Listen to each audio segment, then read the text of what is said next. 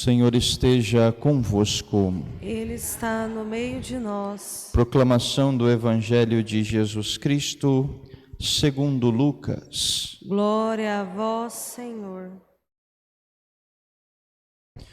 Naquele tempo, Jesus dirigiu-se a uma cidade chamada Naim. Com ele iam seus discípulos e uma grande multidão. Quando chegou à porta da cidade, eis que levavam um defunto, filho único, e sua mãe era viúva. Grande multidão da cidade a acompanhava. Ao vê-la, o Senhor sentiu compaixão para com ela e lhe disse: não chores. Aproximou-se, tocou o caixão, e os que o carregavam pararam. Então Jesus disse: jovem, eu te ordeno, levanta-te. O que estava morto sentou e começou a falar. E Jesus o entregou à sua mãe. Todos ficaram com muito medo e glorificavam a Deus, dizendo: um grande profeta apareceu entre nós, e Deus veio visitar o seu povo. E a notícia do fato espalhou-se pela Judéia inteira e por toda a redondeza. Palavra da salvação.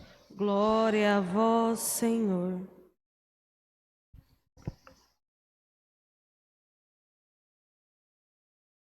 Queridos irmãos e irmãs, estamos diante da narrativa da primeira ressurreição que Jesus realiza, a primeira pessoa que os relatos bíblicos nos apresentam como uma ressurreição de Jesus. O jovem que estava morto, Jesus então o toca e o ressuscita. Claro que isso diante dos povos, daqueles que estavam ali, chamavam a atenção. Mas a primeira coisa que nós podemos perceber no Evangelho, que acabamos de ouvir, é que haviam duas grandes procissões, duas grandes multidões. A primeira multidão, a primeira procissão, era aquela que seguia Jesus. Jesus que ia para uma cidade e junto deles os seus discípulos e uma grande multidão, vai dizer o texto. Do outro lado, havia uma outra multidão, aqueles que seguiam a viúva e o enterro do seu filho. A multidão, a procissão da vida e a procissão da morte.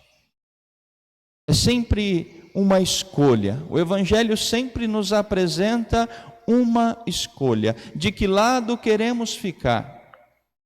Do lado daquele que pode nos trazer a vida, nos dar a vida eterna, ou do lado da morte, do lado daquilo que passa, do lado daquilo que muitas vezes escorre pelo meio das nossas mãos? De que lado queremos ficar? Precisamos assumir o nosso posto, precisamos assumir o lado desta procissão da vida, que nos leva junto de Deus, nos leva para o caminho dos céus. A diferença das duas procissões não é apenas a morte e a vida, mas a presença de Deus. Vamos saber de que lado é o certo, se de fato escolhemos o lado de Deus. E isso precisa acontecer também na nossa vida, nas decisões que tomamos, nas escolhas que fazemos, quando escolhemos entre uma coisa e outra. Precisamos escolher aquilo que é da vontade de Deus, do lado de Deus, da procissão da vida. E é interessante que, se ficamos do outro lado, vamos perdendo tudo. Quando olhamos para esta imagem, onde Jesus de fato ressuscita o filho da viúva, o texto vai dizer que ela tinha perdido o seu filho único, não tinha outro filho mais. E que além disso, de ter perdido o seu filho único, antes ela já tinha perdido o seu marido. Percebendo o contexto da situação, da época principalmente, esta mulher já não tinha mais onde recorrer para mais nada. Ela já tinha perdido o marido, ou seja, tinha perdido a sua segurança, e também tinha perdido o seu filho, tinha perdido todo o seu afeto.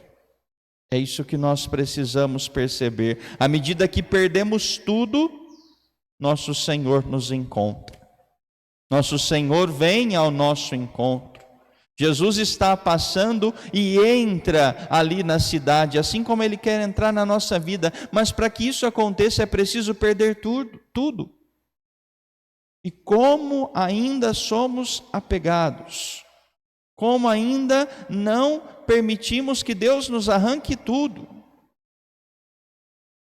O interessante nesta passagem é que Jesus, depois de ter ordenado ao jovem, levanta-te, o morto começa a falar, e há um detalhe que passa quase desapercebido. E não haveria necessidade, talvez, desse gesto, mas o texto vai dizer, um detalhe colhido pelo evangelista, que Jesus o entregou à sua mãe. Era o mesmo filho, mas agora diferente, porque era Jesus que o tinha entregado. Um presente de Deus, uma vontade de Deus, algo que o próprio Deus nos dá. Olhemos para a nossa vida. O que nós guardamos ainda na nossa vida é de fato aquilo que Deus nos deu? Ou será que são frutos de outras coisas, de outras circunstâncias?